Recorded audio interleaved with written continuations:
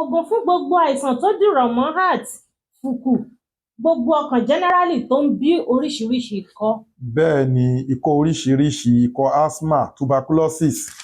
Bẹ́ẹ̀ ni àìsàn tó dìrọ̀ mọ́ heart, tó dìrọ̀ mọ́ ọkàn àti lungs tó jẹ́ fùkù. Gbogbo èké disease tó ń bí ikọ́. Bá mi gẹ́ẹ̀tì ìyèré. Bá mi gẹ́ẹ̀tì ata ìjọsìn. Wàá lọ méjèèjì pọ̀. Wàá lọ mọ́ ewé mọ̀ríńgà tútù tá a mọ̀ sí ayẹ̀rẹ́ òyìnbó. Mọ̀ríńgà ó máa lọ pẹ̀lú ìyèré àti ata ìjọsìn. Wàá wá dà sínú kíní, wàá fi ọsàn wẹ́wẹ́ sí, wàá dà sínú pot, wàá fọsàn wẹ́wẹ́ sí. Á dà epo òsè, o lè kan epo díẹ̀ sí.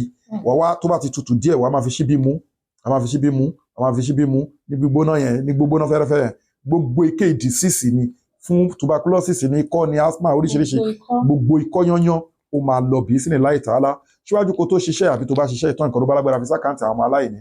Àkáǹtì nọ́mbà ní fún àwọn ọmọ aláìní 2044237680. Lẹ́ẹ̀kan sí àkáǹtì nọ́mbà fún àwọn aláìní 2044237680. First Bank of Nigeria, Global Dahiratu Dhikrlahi Islamic Organization. Fún ike nínú ìpèníjà tó bá yẹ kó dojú kẹ̀dá both natural and spiritual problem. Ẹ contact Sheikh Afagba International Limited under Global Dahiratu Dhikrlahi Islamic Organization Health and Spiritual Department lórí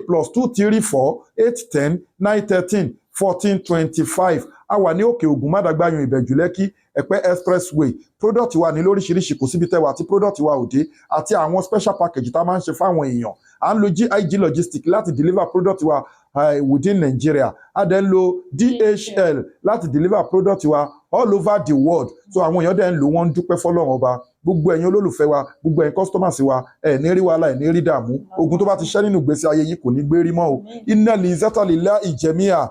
Gbogbo agbára Ọlọ́run ọba ló ní. Àdúrà yín á gbà o.